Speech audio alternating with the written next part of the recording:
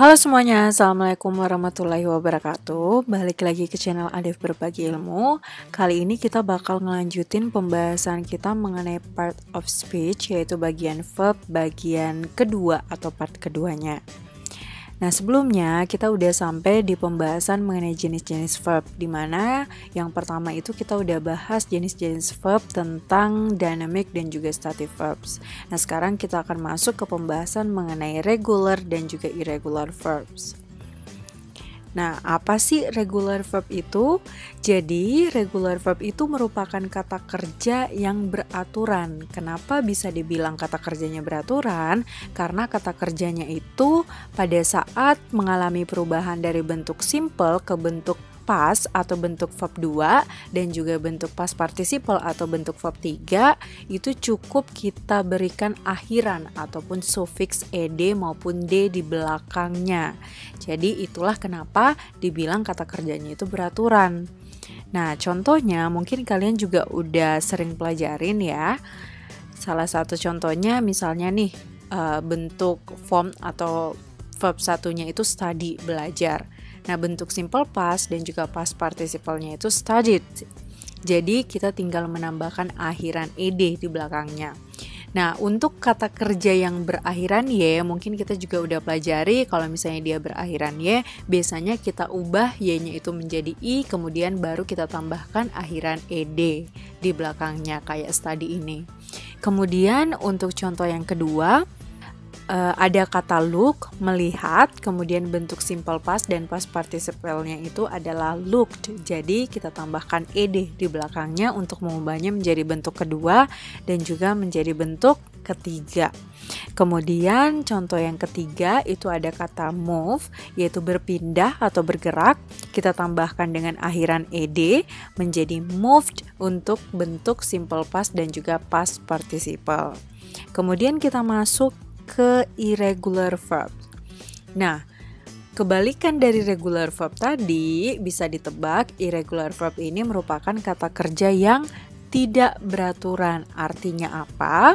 Kalau tadi itu bentuk perubahan dari verb 1 ke verb 2 dan verb 3 itu sisa kita tambahin e, d maupun d, maka untuk irregular verb ini tidak bisa seperti itu. Jadi bentuk dari verb 1 ke verb 2 dan ke verb 3-nya itu berbeda.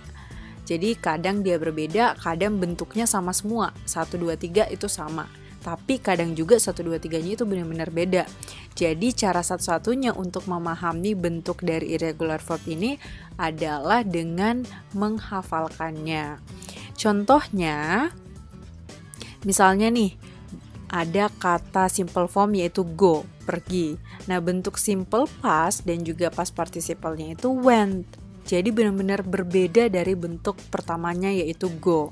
Kemudian contoh yang kedua ada kata eat yaitu makan, bentuk simple past-nya ate dan bentuk past participle-nya eaten. Nah, kalian bisa lihat di sini perbedaannya. Untuk kata eat, makan, bentuk pertama, kedua, dan ketiganya itu benar-benar berbeda. Jadi nggak ada yang sama. Nah, ada juga yang bentuknya seperti contoh yang ketiga ini, yaitu put, di mana bentuk kata kerja pertama atau simple formnya itu put, dan bentuk simple past dan past participle-nya itu sama. Jadi nggak ada perubahan. Sama-sama put, put, put. Ke pertama, kedua, dan ketiga. Nah, untuk lebih memahami mengenai penggunaan regular dan juga perbedaan antara regular dan irregular verbs ini, kita akan membahas beberapa contoh soal. Jadi di sini aku bakal ngasih kalian kalimat, kemudian kalian nentuin kata kerja yang tepat apakah menggunakan regular maupun menggunakan irregular verbs. Nah, contoh soal nomor 1, we really blah blah blah the film we watched last night. Nah, di sini kalimatnya kami itu sangat-sangat menyukai film yang kami tonton tadi malam. Nah, di sini kalimatnya ada kata keterangan waktu last night. Berarti di sini menyiratkan kalau misalnya kalimat ini itu dalam bentuk lampau. Maka otomatis kata kerja yang digunakan juga harus kata kerja bentuk kedua atau simple past. Kira-kira bentuk simple past dari like itu apa? Apakah dia regular maupun irregular? Jadi jawaban yang paling tepat di sini adalah be liked. Jadi bentuk kedua atau simple past dari like itu adalah like. Jadi like ini merupakan bentuk regular verb. Jadi bentuk keduanya sisa kita tambahkan ed. Nah ini kolomnya aku tampilin di mana bentuk simple formnya itu like dan bentuk simple past dan past participalnya itu sama, yaitu liked. Kemudian contoh soal nomor 2. Yesterday, I bla bla bla my leg. Kemarin saya melukai kaki saya. Nah, di sini kita mau cari bentuk kedua dari kata hurt. Karena di sini ada kata yesterday ya, sama seperti soal sebelumnya ada keterangan waktu lampau yang menyeratkan bahwa di sini kita harus mencari kata kerja bentuk kedua atau simple past. Kira-kira bentuk kata kerja kedua dari hurt itu apa? Jadi di sini jawaban yang paling tepat adalah alpha. Jadi ternyata kata kerja hurt di sini merupakan salah satu contoh dari irregular verb, di mana bentuk kata kerja pertama, kedua, dan ketiga itu sama sekali tidak berubah. Hurt, hurt, dan hurt. Kemudian kita masuk ke contoh soal nomor 3. Selena didn't call you last night because she blah blah blah you were busy. Selena tidak menelpon kamu tadi malam karena dia tahu kamu sedang sibuk. Nah, di sini kita mau cari kata kerja bentuk kedua juga, karena di sini kalimat yang pertama di depan ini itu merupakan bentuk simple past. Ada kata did di sini, auxiliary did. Berarti di sini juga harus bentuk kalimat yang pas juga, sehingga di sini kita harus mencari kata kerja verb 2. Kira-kira bentuk simple past dari kata kerja no itu yang mana? Nah, jawaban yang paling tepat adalah option B. Jadi no itu merupakan salah satu bentuk dari irregular verb, di mana bentuk keduanya itu berbeda dari bentuk pertamanya, tidak ditambahkan ed ataupun d di belakangnya. Nah, untuk lebih jelasnya, ini bentuk simple formnya itu ada no, simple pastnya itu knew, dan bentuk past participle-nya itu adalah known. Jadi ketiga-tiganya berbeda. Jadi untuk mengetahui ini, itu ya mau nggak mau kita harus ngafalin. Kemudian untuk contoh soal berikutnya, nomor 4. The chair is bla bla bla. Kursi ini patah atau rubuh. Nah, di sini kalau misalnya kita ketemu dengan to be ya, misalnya is ini, kalau misalnya di belakangnya itu bukan kata kerja berbentuk verb ing, berarti dia bukan merupakan kalimat aktif.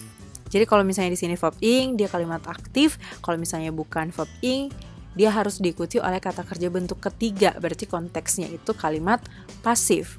Ingat, kalimat pasif itu selalu diikuti dengan kata kerja bentuk keberapa? Yap. Jadi kalau kalimat pasif itu selalu menggunakan kata kerja bentuk ketiga atau past participle. Sehingga di sini bentuk past participle dari kata break itu adalah, jawabannya adalah C, broken.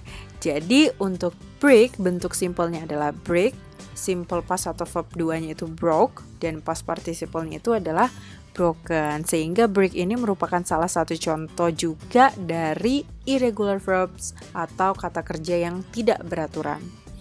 Kemudian kita masuk ke contoh nomor 5. Romeo bla bla bla Juliet not to go. Romeo memohon kepada Juliet untuk tidak pergi. Nah, di sini ada kata beg ya. Kita mau mencari bentuk simple past dari kata beg. Karena di sini kita bisa lihat semuanya ada sufiks atau akhiran d maupun ed. Kira-kira bentuk simple past dari beg, memohon, itu yang mana? Jawaban yang paling tepat adalah Charlie. Ternyata walaupun dia cuma ada satu G nih di bentuk simple formnya, tapi bentuk simple past maupun past participle-nya kita tambahkan lagi G, jadi double G gitu di belakang. Jadi begged. Jadi meskipun G-nya ini berubah menjadi 2 atau double, tetapi beg ini merupakan satu contoh dari regular verb, yaitu kata kerja beraturan, karena kita tetap menambahkan ed di belakangnya pada saat kita mengubahnya menjadi bentuk kedua maupun bentuk ketiga. Kemudian contoh soal nomor 6. He blah blah blah politics and economics last night.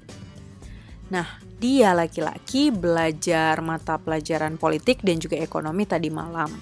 Nah, sama seperti contoh-contoh soal sebelumnya, di sini ada kata keterangan waktu tadi malam yang menyatakan bahwa kalimat ini merupakan kalimat lampau. Sehingga kita harus mencari kata kerjanya berbentuk past, simple past. Kira-kira bentuk kata kerja kedua dari study itu yang mana yang paling benar? Ini kayaknya gue udah pernah jelasin di materi ya, yang di slide-slide awal tentang bentuk kedua dari study. Jawabannya adalah B, benar banget. Jadi ingat kalau study bentuk simple formnya itu study, akhirannya Y, tetapi pada saat kita mengubahnya menjadi bentuk kedua maupun ketiga, itu Y-nya itu berubah menjadi I. Jadi kata kerja regular yang akhirannya Y pada saat kita ubah menjadi kata kerja kedua dan ketiga, akhirannya Y itu berubah menjadi I, kemudian barulah kita tambahkan akhiran ed di belakangnya. Jadi bentuk simple past dan past participle-nya adalah studied. Kemudian kita masuk ke contoh soal yang terakhir, nomor 7. My classes were bla bla bla. Nah, ini juga agak mirip nih sama contoh soal sebelumnya, dimana penjelasan aku yang sebelumnya kalau kalian ketemu sama to be, kalau diikuti oleh verb ing dia pasti kalimat aktif. Kalau misalnya nggak diikuti verb ing dia pasti kalimat pasif. Benar banget. Ingat kalimat pasif itu harus diikuti oleh kata kerja bentuk ketiga atau past participle. Kacamata saya itu akhirnya ditemukan. Kira-kira bentuk kata kerja ketiga atau past participle dari find itu yang benar yang mana? Jawabannya adalah C, found. Jadi untuk find, kata kerja bentuk pertama, bentuk simple past dan past participle-nya adalah found. Jadi ini merupakan contoh dari irregular verb. Nah, kita udah bahas mengenai jenis-jenis verb yang pertama, yaitu dynamic dan juga static verbs. Nah, sekarang kita juga sudah menyelesaikan untuk jenis verb yang kedua, yaitu terkait regular dan irregular verbs. Nah, untuk jenis yang ketiga, yaitu transitive dan intransitive verbs, kita akan bahas di part yang ketiga. Jadi sekian dulu materi pada kali ini. Gue harap kalian suka dengan videonya. Makasih udah nonton. Akhir kata gue ucapin wassalamualaikum warahmatullahi wabarakatuh.